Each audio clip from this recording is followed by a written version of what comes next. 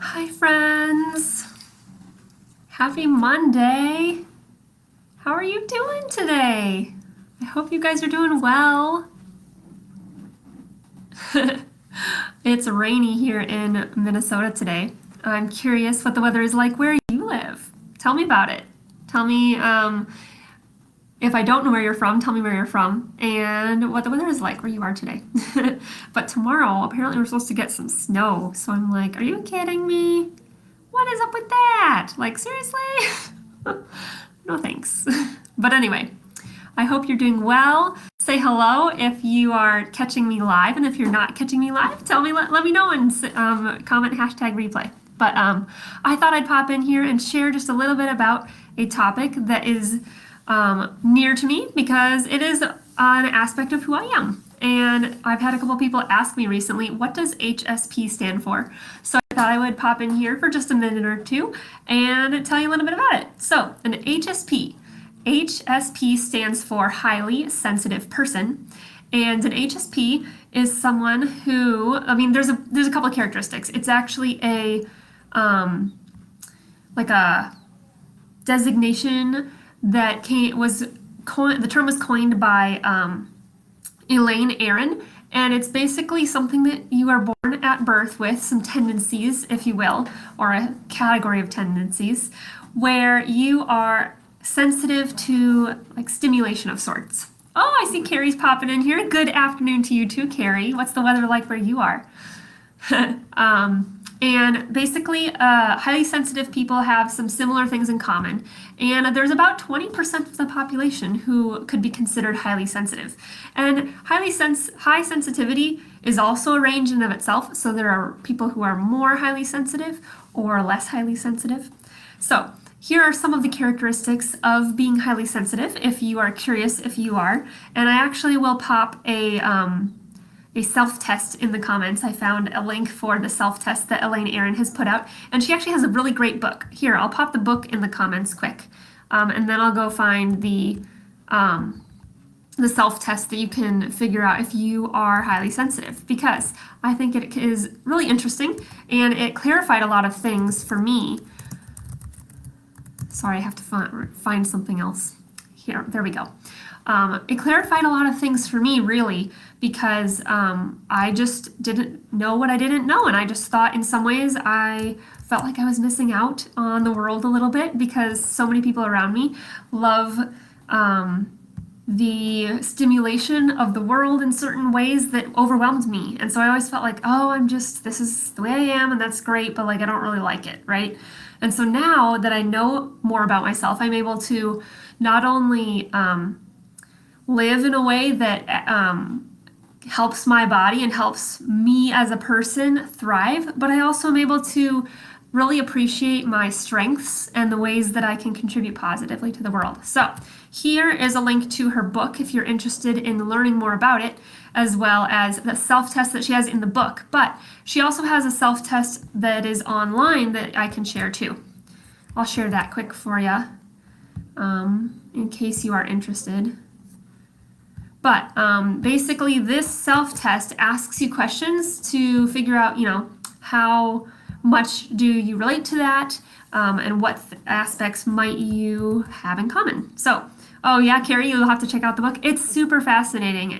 Somebody gifted it to me when I was in high school, and it was super informative for me and helpful. I've actually read a few different books since that have helped me grow even more. So if you're interested in those titles, let me know. I can share those with you at some point later. But here is the self-test I popped in the comments there. So I'm going to read a couple of the descriptions to you and see what resonates with you. I will let you know which ones resonate most with me. But are you easily overwhelmed by bright lights, strong smells, different fabrics, or loud sounds? I would agree to most of those things. Included for me is sensitivity to chemicals, anything that's synthetic. I am super sensitive to. Plants, no, but chemicals, yes. Things that our body has not made themselves and doesn't understand how to process, right? Tend to be very sensitive to pain. Yep, that's me. Other people's moods affect me. Yes, and I would say for me anyway, I'm more in tune with other people's moods and emotions, so I can like tell when something is off. I can't always pinpoint exactly what, but sometimes I can really tell, right? It says I'm particularly sensitive to the effects of caffeine. Yes, in fact, I rarely have caffeine, if ever, because I know that it doesn't go well for me, personally anyway. Am deeply moved by the arts or music. That's a big yes for me too. I am conscientious. Yes, I would say I agree with that. I startle easily is another one. Yes, I would startle easily. I'm curious if those of you who are watching can resonate with any of these along with me. So let me know which ones really resonate with you. Some might resonate with you really strongly and others might not very much at all. And that's kind of that range of sensitivity that I was talking about before. I get rattled when I have a lot to do in a short amount of time. I think for me, that one is a sometimes. It depends on the context. It depends on what it is that I have to get done. Sometimes if it's something that I really enjoy doing, I kind of almost get a thrill from having to get it done in a short amount of time. Other times it's more of a stressful thing for me. So it really, for me, it depends on the context. I make a point to avoid violent movies and TV shows. That's a really big one for me.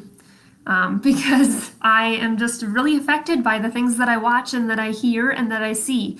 And I think we all are really affected by those things, but some of us react or respond more strongly potentially. So that's a really big one for me.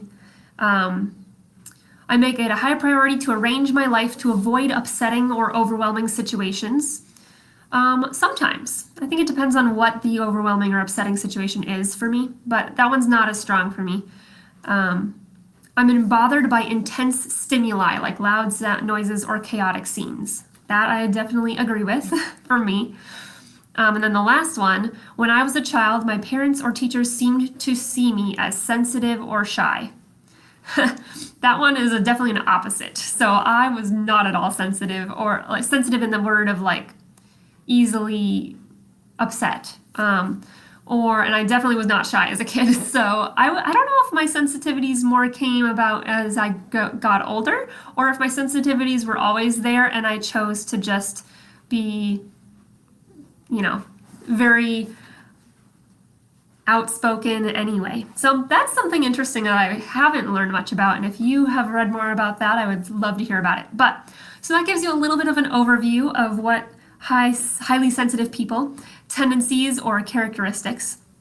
And something that's really, I just have grown so much myself in this area by learning about this, because it's helped me just create a life in which I can thrive, as these characteristics felt like burdensome things to me sometimes, and I felt like I was missing out on a lot of life because of them. But now I can see them as certain things, as strengths, and be able to situate my life, my circumstances, and my work, my play, my friendships, so that I can really thrive. So if you're interested in learning more about that, you can check out the resources that I threw in the comments there. And I also have written some things in Abundant Life community about this, and I'm going to be doing a little bit more in-depth of a free training about how to thrive as an HSP in our crazy world these days. So if you're interested in that, you can pop into the group and be ready for when that's coming out pretty soon. But yeah, I've enjoyed sharing a little bit more about myself with you as a highly sensitive person. And hopefully those of you who are asking me questions have been clarified a little bit through some of the things I said today. So let me know if you have any further questions in the comments. I'd love to hear what you're thinking about. If you think you are an HSP, you should say, hey, me too, in the comments. I would love to hear who else resonates with that. I hear, according to Elaine Aaron, who seems to be the expert on this, I hear about 20% of the population could be considered highly sensitive. So it is a minority in the sense that it's not like 50-50 or anything like that. But yeah, I'm really curious to hear who in my life, in my world, would consider themselves in that category. So have an awesome rest of your week, and I will catch you tomorrow. Bye, friends.